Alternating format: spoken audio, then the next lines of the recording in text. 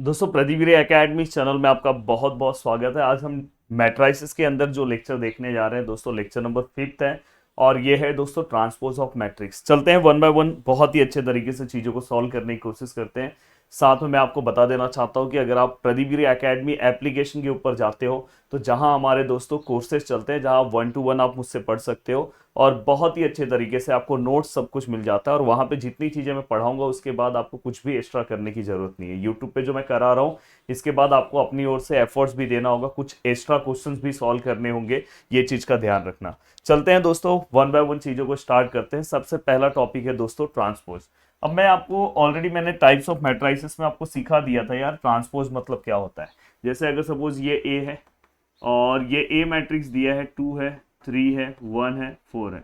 और अगर सपोज मुझे ए वाले मैट्रिक्स का क्या निकालना है दोस्तों, ट्रांसपोज, तो मैं कैसे निकालूंगा, प्लीज यहाँ पे ध्यान देने की जरूरत है। ट्रांसपोज निकालना दोस्तों बहुत ही सिंपल है। मैं क्या करूंगा दोस्तों, जो रो है, जैसे ये देखो ये फर्स्ट रो है तो इसको मैं कॉलम फॉर्म में लिख दूंगा। ये सेकेंड रो है, इसको हम सेकेंड कॉलम फॉर्म में लिख देंगे। तो ये क्या हो गया दोस्तों, ट्रांसपोज। इन केस अगर सपोज यहाँ पे a इक्वल टू, यहाँ पे है दोस्तों 3 है, 2 है, 1 है, 4 है, -1 है, 2 है। अगर मुझे इसे ट्रांसपोज फॉर्म में लिखना है तो हम कैसे लिखेंगे दोस्तों, तो आपको क्या करना है, देखो ये first row first column form में लिख दो, second row second column form में लिख दो। तो ये इसका क्या हो गया दोस्तों, ट्रांसपोज। तो अगर आपने, यही बेसिक ट्रांसपोज है और कुछ नहीं है। अगर आपने इसके पहले का लेक्चर बहुत अच्छे से देखा होगा तो आपको दोस्तों मल्टीप्लीकेशन आता होगा मैट्रिक्स का, सभी चीजें आती होगी, तो फिर आप आराम से सॉल्व कर सकते हो। देखो ए और बी का वैल्यू दिया है और हमें क्या बोला है, ए बी के मल्टीप्लीकेशन का ट्रांसपोज करना है। मतलब हमें सबसे पहले दोस्तों ए बी निकालना होगा, देन उसके बाद उसका हमें क्या करना होगा, ट्रांसपोज। तो देखो यहाँ पे हमारे पास ए है, ए का वैल्यू क्या है दोस्तों, 1 है, 2 है, 5 है, 3 है। अगर मैं बी के बात करूं, बी के वैल्यू की बात क्या है, 2 है, 6 है, -3 है, 4 है। और अगर मैं इसका मल्टीप्लीकेशन अगर फाइंड आउट करूं तो मैंने आपको ऑलरेडी सिखाया है दोस्तों किस तरह से हम मल्टीप्लाई करते हैं, 1 2 5 3 2 6 -3 4। ये आदत बहुत सही है कि आप एक बार चेक कर लिया करो क्वेश्चन सही है कि नहीं। अदरवाइज लिखते टाइम अगर आपने कुछ अलग नंबर्स लिखा तो प्रॉब्लम हो जाएगा। अब देखो ये वाला रो इस वाले कॉलम से मल्टीप्लाई होता है, तो ये वाले रो को अगर मैं इस कॉलम वाले से मल्टीप्लाई करूँ तो 1 2 ज़ा 2, और बाद में 2, देखो ये इसको मल्टीप्लाई होगा, ये इसको 2 3 ज़ा 6, प्लस माइनस माइनस, तो ये हो गया। फिर से ये वाला रो इस वाले कॉलम से मल्टीप्लाई होगा दोस्तों, 1 6 ज़ा 6 और 2 4 ज़ा 8। एंड दोस्तों इसके बाद देखो ये वाला फिर से आगे जाएगा पर आगे जगह नहीं है, तो यहीं पे सम खत्म हो जाएगा। अब नीचे आएंगे, जैसे ही हम नीचे आएंगे यहाँ भी नीचे आना, फिर से ये वाला इसके साथ 5 2 ज़ा 10 एंड 3 3 ज़ा क्या आएगा दोस्तों, 9, प्लस माइनस माइनस। जो दो नंबर को मल्टीप्लाई कर रहे हो वही दोनों नंबर का साइन रीड करना है। अगर सपोज ये और ये मल्टीप्लाई कर रहे हो, 5 6 ज़ा 30 एंड दोस्तों इसके बाद 3 4 ज़ा 12, यहाँ पे क्या प्लस। अब दोस्तों आप इसे, नॉर्मल कैलकुलेशन है, इसे आप डायरेक्ट भी सॉल्व कर सकते हो, अपने कैलसी का भी हेल्प ले सकते हो। अब देखो दोस्तों यहाँ पे क्या आएगा, -4। यहाँ पे अगर आप करोगे तो 14 आंसर आएगा। यहाँ पे आंसर क्या आएगा दोस्तों, 1। और यहाँ पे अगर आप एडिशन करते हो तो यहाँ पे आंसर दोस्तों 2 और 4 42 आता है। तो दोस्तों ये हमें किसका आंसर मिला दोस्तों, ए बी। बट हमें क्या करना है दोस्तों, ए बी नहीं निकालना है, हमें क्या करना है, ए बी का ट्रांसपोज चाहिए। तो ए बी का ट्रांसपोज कैसे निकालेंगे दोस्तों, ए बी का हम क्या करेंगे दोस्तों, ट्रांसपोज लेंगे। अब ए बी का ट्रांसपोज मतलब आपको क्या करना है, जो आपका ए बी का आंसर आया उसका रो चेंज कर दो। ये देखो रो कॉलम फॉर्म में लिख दो, और दूसरा वाला रो इसे भी आपने कॉलम फॉर्म में लिख दिया। तो देखो बहुत ही सिंपल तरीके से हमने इस क्वेश्चन को क्या कर दिया दोस्तों, सॉल्व कर दिया। अब चलते हैं दोस्तों नेक्स्ट क्वेश्चन की ओर। अब नेक्स्ट क्वेश्चन आपकी स्क्रीन पे दिखाई दे रहा है। अगर आप ये क्वेश्चन सॉल्व करते हो तो लगभग आपको एक मल्टीप्लीकेशन भी आपको सीखने को मिलता है और साथ में दोस्तों ट्रांसपोज भी सीखने के लिए मिल रहा है। तो यहाँ पे अगर मैं बात करूँ, अगर मुझे समझो वेरीफाई करना है, वेरीफाई मतलब चेक करना है कि ये दोनों आंसर एक दूसरे को इक्वल है कि नहीं। तो सबसे पहले अपने को ए बी चाहिए मल्टीप्लीकेशन में। तो हम देखो दोस्तों, हम ए बी पहले हम मल्टीप्लाई करके निकाल ले रहे हैं। तो ए का वैल्यू क्या है दोस्तों, हमारे पास दिया है 2 है, -3 है, 1 है, 5 है। तो ये हमने ए का वैल्यू रख दिया। अब ए का वैल्यू रखने के बाद दोस्तों हमारे पास बी से मल्टीप्लाई करना है। तो बी का वैल्यू क्या है, 3 है, -1 है, 2 है, 1 है, 0 है, 1 है। अब ये ए और बी का वैल्यू है। अब जस्ट मुझे अगर इसे सॉल्व करना है तो हम किस तरह से सॉल्व कर सकते हैं, देखो बहुत ही सिंपल सा फंडा है। आपको क्या करना है, ये वाला पार्ट मैंने आपको ऑलरेडी सिखाया है, इसके साथ आप मल्टीप्लाई करो। तो ये वाला पार्ट अगर आप इसके साथ मल्टीप्लाई करोगे तो 2 3 जा 6 और 3 1 जा 3 -1। देन फिर से ये वाला पार्ट इसके साथ 2 1 जा 2 प्लस माइनस, देखो प्लस माइनस माइनस, 3 0 जा 0, फिर प्लस माइनस की जरूरत ही नहीं। एंड दोस्तों यहाँ पे अगर आप देखोगे ये वाला पार्ट इसके साथ तो 2 2 जा 4 एंड 3 1 जा 3 प्लस माइनस माइनस। अब फिर से अगर मैं इसको इसके आगे अगर कुछ रहता तो आगे मल्टीप्लाई करता, बट ये यहाँ तक रहेगा। अब दोस्तों देखो ये वाला पार्ट इसके साथ मल्टीप्लाई होगा, 1 3 जा 3 एंड 5 1 जा दोस्तों क्या आएगा 5। फिर ये वाला पार्ट इसके साथ तो 1 1 जा 1 एंड दोस्तों इसके बाद 5 0 जा क्या हो जाएगा दोस्तों 0।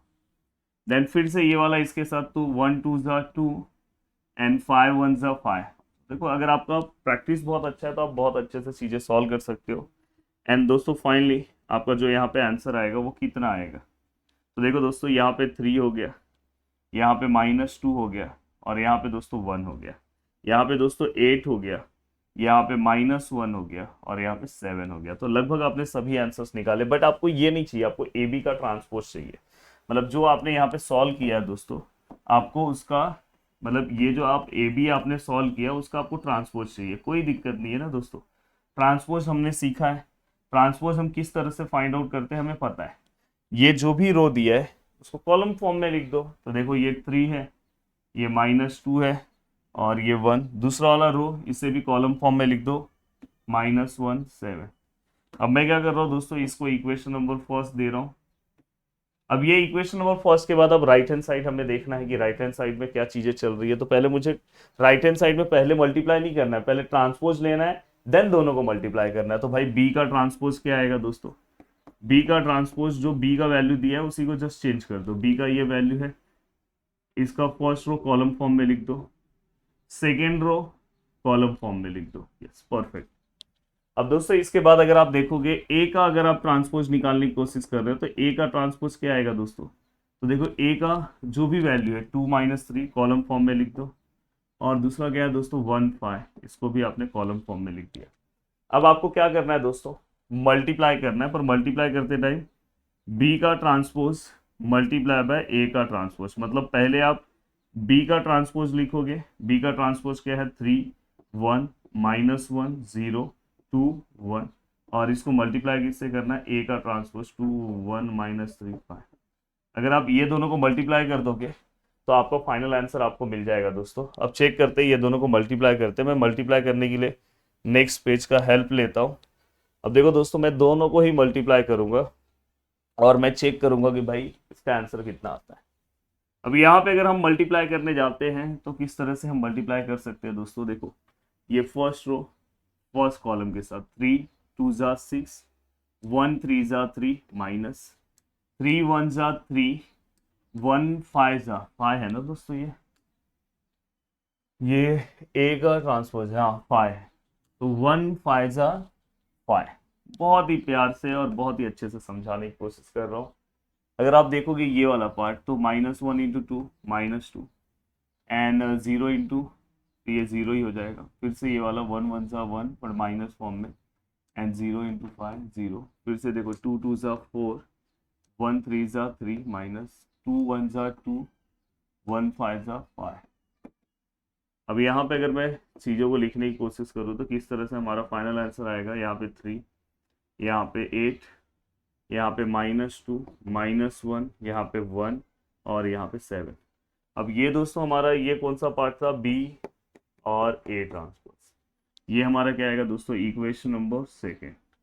अब अगर आप ध्यान से अच्छे से अगर आप देखोगे तो मैं यहाँ पे लिख रहा हूँ दोस्तों from equation first and second. अगर आप देखोगे दोस्तों तो आपने जो सबसे पहले आपसे उन्होंने क्या निकलवाया था, ए बी का ट्रांसपोज, ए बी का मल्टीप्लाई करके उसका ट्रांसपोज, फिर हमने क्या निकाला B T transpose multiply by A T transpose. क्या दोनों के आंसर सेम है, 3 8 -2 -1। चेक करते हैं, इसका आंसर क्या था 3 8 -2 -1। यस, लास्ट में इसका क्या था 1 7 है, लास्ट में इसका भी क्या है दोस्तों 1 7 है। यस सर, दोनों के आंसर क्या है, सेम है। अगर दोनों के आंसर सेम है तो मैं यहाँ पे बता सकता हूँ इक्वल। और फाइनली दोस्तों ये क्या हो गया दोस्तों, वेरीफाइड हो गया।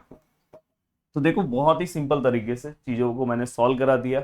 अब आप चाहोगे तो एक्स्ट्रा क्वेश्चन आप खुद से सॉल्व कर सकते हो, बट कुछ ऐसे क्वेश्चंस हैं जो आपको और सॉल्व करना चाहिए, तो हो सकता है आप खुद से भी अब सॉल्व कर सकते हो, क्योंकि मैंने कॉन्सेप्ट समझा दिया है। और अगर आप एप्लीकेशन से जुड़ सकते हो तो वहाँ पे तो बिल्कुल टेंशन नहीं लेना है, जितने सम्स की ज़रूरत है, जितने चीज़ों की ज़रूरत है, वहाँ पे सब मैं बताऊंगा। अब लास्ट में एक और चीज़ आपको बता दूँ कि ए ट्रांसपोज को कभी कभी इस तरह से भी डिनोट करते हैं, जैसे ये है, इसी को हम ऐसे भी लिख सकते हैं, डैश। तो कहीं पे अगर ऐसा डैश आया तो समझ जाना कि ये भी ट्रांसपोज है। तो मिलते हैं दोस्तों नेक्स्ट लेक्चर में। Bye bye, take care. याद से वीडियो को लाइक कर देना, यूट्यूब के लिए भी बहुत मेहनत कर रहा हूँ, और आप ऐसे ही पढ़ते रहो। और साथ में दोस्तों कम्युनिकेशन स्किल जो आपका सब्जेक्ट्स है, वो सब्जेक्ट्स भी हमारे एप्लीकेशन पे चल रहा है, यूट्यूब पे भी चल रहा है।